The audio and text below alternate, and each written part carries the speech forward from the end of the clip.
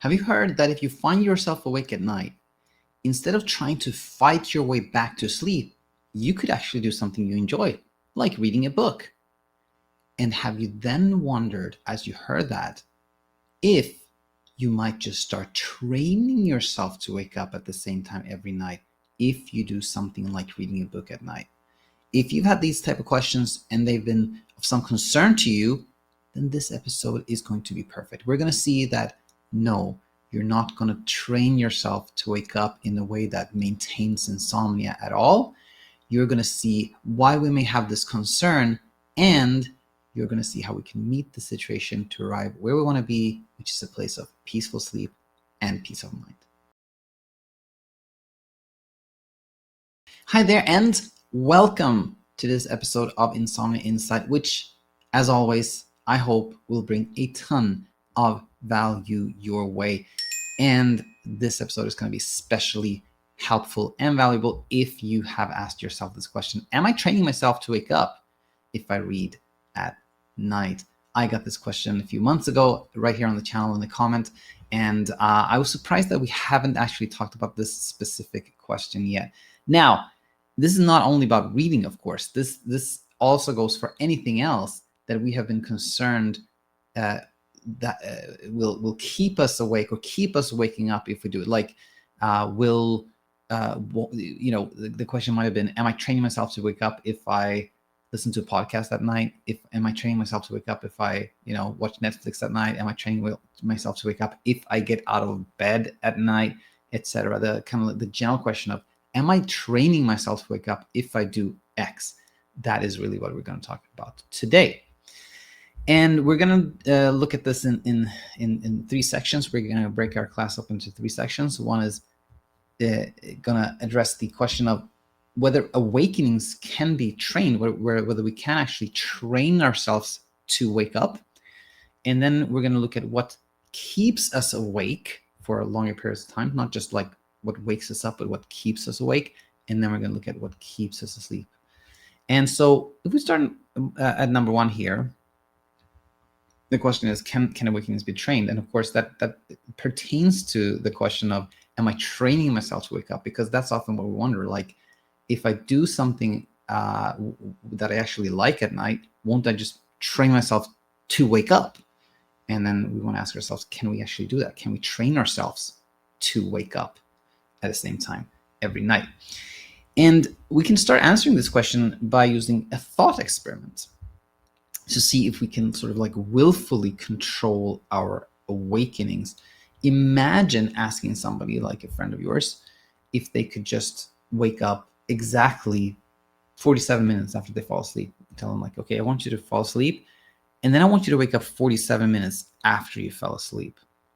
Are they going to be able to do that? No, nobody can do that.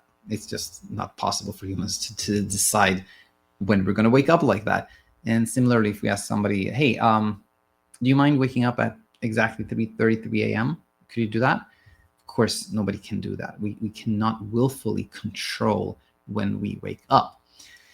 Now, a kind of like challenge to what I just said, maybe a lived experience that I've had, and I'm sure many of you have had too, which is the lived experience of having an alarm set at, let's say, 6 a.m. every morning, and then finding yourself waking up slightly before that, waking up like 5:55, 5:57, 5:50, something like that, quite consistently. That is, of course, a true lived experience. And I think one that does illustrate that although we cannot willfully control when we wake up, wake-ups can be entrained. There is such a thing as the circadian rhythm. It's a real thing. We have this internal body clock. And if we have an external cue, like an alarm that goes off like clockwork at the same time every morning, our body can be entrained to like wake up just before that, around that time. And I think there's also an element of like, we have spontaneous awakenings, and we may have checked the time at like 5:30 and 4:47, and we don't even remember that. But the one where it's like, at 5:55, we're like, oh, it's time to wake up, so we remember that. That may also be part of why we have that experience. But anyway, point so far is just that we cannot willfully control when we wake up, even though there is such a thing as the circadian rhythm, which can be entrained to some degree. Now, a, a question that now may arise is that, okay, so what exactly is it that wakes us up at night? If you say that this is not willfully controlled, what wakes us up at night? Well, actually, if you do an EEG, like if you take like these electrodes and study somebody's brainwaves as they sleep, you find that awakenings are actually a very normal, typical part of sleep. We adults actually wake up multiple times, not per night, but per hour of sleep. The exact number, like nobody knows. There are different studies, but I just asked ChatGPT and it said like 5 to 20 awakenings are typical per night of sleep. Having read a lot of sleep studies, I would err towards the higher number. That I would say again, like not just once per hour, but multiple times, 2 or 3 times per hour, you often see an awakening. And why do we have so many awakenings? I believe, just as many others, just as has been postulated in literature, that this is a safety mechanism. That if you think back upon a time where we humans lived out in the wild, there may be threats around us, and it served us to have these like brief awakenings, scan our environment, nothing going on, and then we fall back asleep, right? And imagine if we're a group, if we're 20, 40, like 100 people who are sleeping kind of close together, there's always going to be somebody who's awake and like scanning the environment, right? So we as a group cannot be surprised. So I think these awakenings have a clear evolutionary benefit, and that's why we have many awakenings per night. So far we have seen that awakenings are plentiful, they're normal and typical, and we cannot like willfully control them. And the point here is, of course, that even if you pick up a book when you're awake at night, or you listen to podcasts or watch the Netflix and like that, that is not going to make you have more awakenings or like make you wake up at a certain time, kind of like waking up at a similar time every night. That has to be like entrained. We have to have something kind of really like alerting us, and we have to know the time, and then we can have some circadian entrainment. But even that is like flexible. That stops us as soon as we don't have that entrainment with a clock and something kind of alerting us. That's going to fade away. So reading a book, watching Netflix or something like that is not going to create awakenings. Rather, they are a part of normal sleep.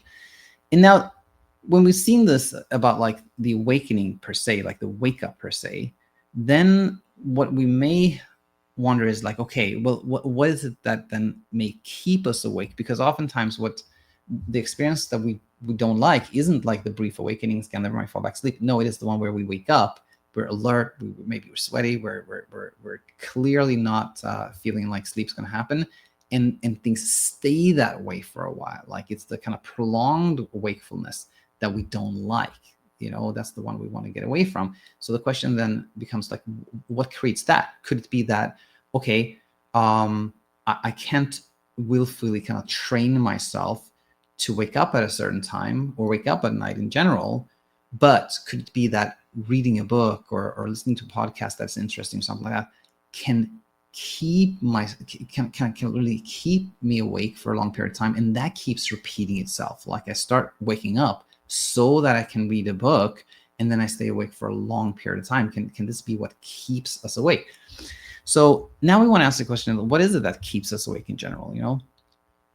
We've seen again that brief wake-ups are normal, but what is it that sometimes keeps us awake? And I think we can really narrow this down to two things, which is threats and opportunities.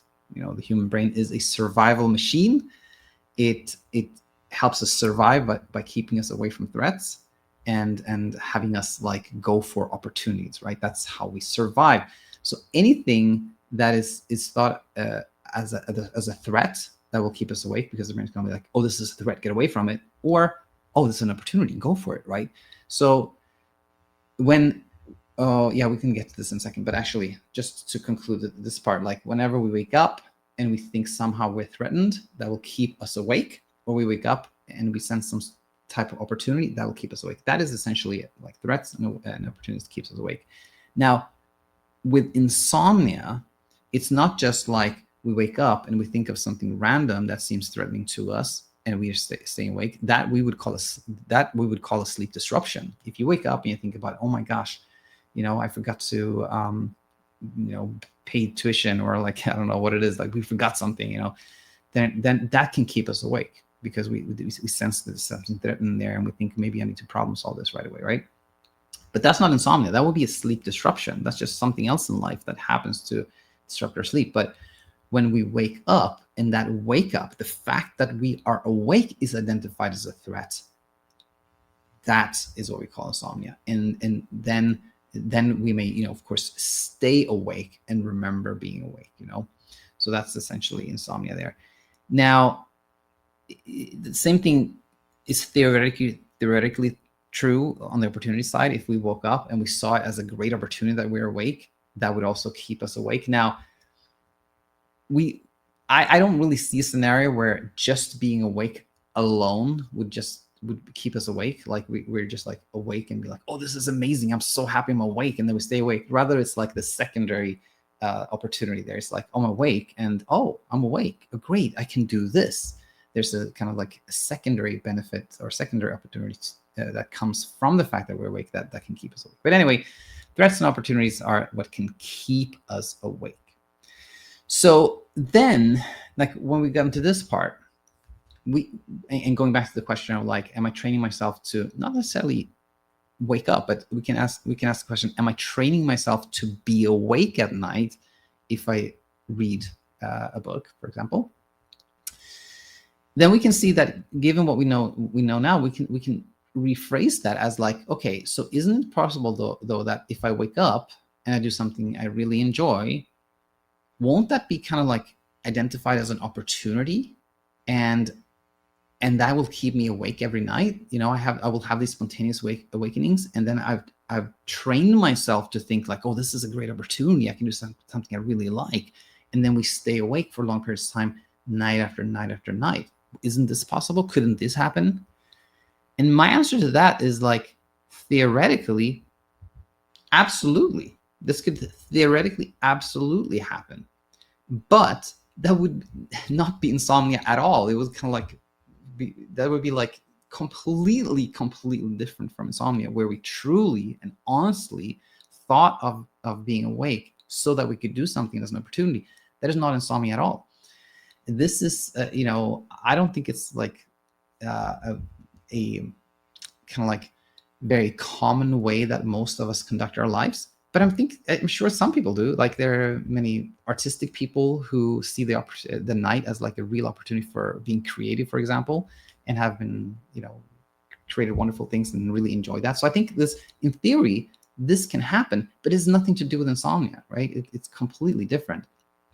And more pertaining to like, yourself, if you've like struggled with sleep and you're now thinking like, oh my gosh, couldn't this become like another issue now? Then I would say like, the reality of this is no, like we're not going to go, like the human brain is not going to go from thinking of not sleeping as an incredible threat to us, a real big problem, to just like flip and be like, oh, this is a great opportunity. This is amazing. I'm so glad that I had this opportunity, and like forget about all the fears we had. That's not going to happen like that. We're not going to flip from one to the other.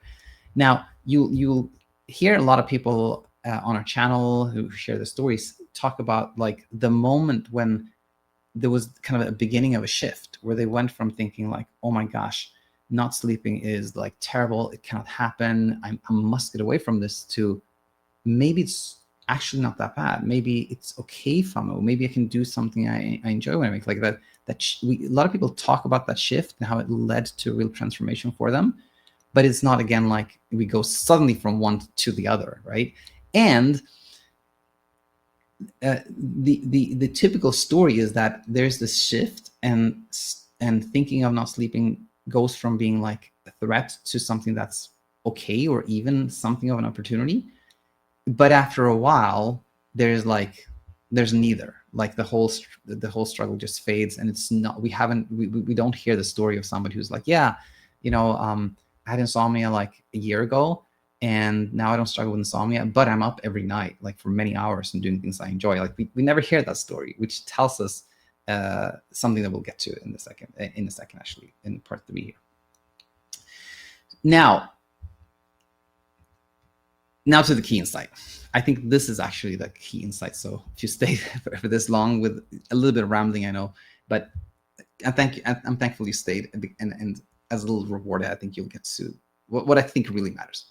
And this is the key insight. And the key insight, I think, comes from looking at the thoughts that are behind the question, am I training myself to wake up if I read at night, right? The person who's asking the question, am I training myself to wake up if I read at night, are having like, what thoughts behind that question? What are those thoughts behind the question?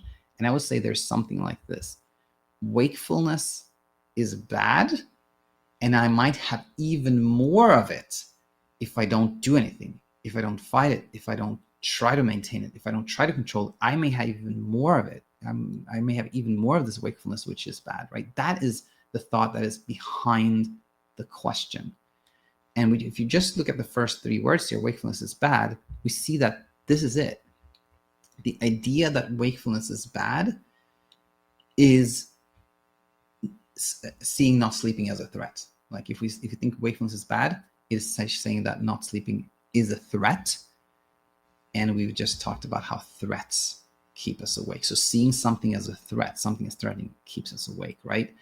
So now we're seeing like behind the question now, and we're then seeing, a step further, which is that if we have this concern about not sleeping and we're avoiding things that could potentially keep us awake, what does that do? Well, it reinforces the idea of wakefulness is bad, right?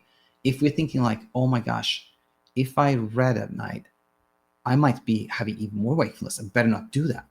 That reinforces the idea that wakefulness is bad, and the idea that there's some threat, and that then keeps us awake, right? So paradoxically, ironically, the very thing that we think saves us from, or potentially can save us from not sleeping is what will maintain it, right? So I think that is the key thing to see.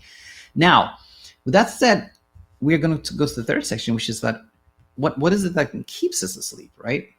And not keeps us asleep as like, fall asleep at like 11, and then we have one chunk of 6 hours of sleep, and then we wake up at like 5, and then we start at 8. That doesn't happen.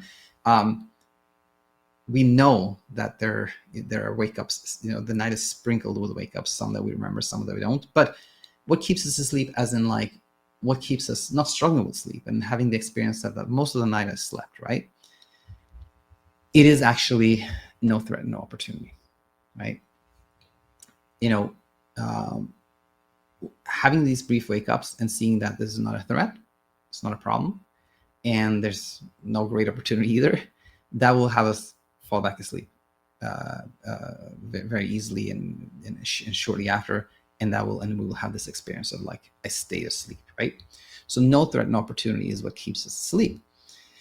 And we can go from there to saying that when you're no longer thinking of being awake as a threat, sleep will happen very easily. So if you are reading when you find yourself awake at night, or if you're just resting, or if you listen to a podcast, or if whatever you're doing is no longer an attempt to escape wakefulness, you will not be training yourself to stay awake, but rather the opposite. We can look at this as kind of like even inviting ourselves to see that there is no threat, there is nothing we need to escape.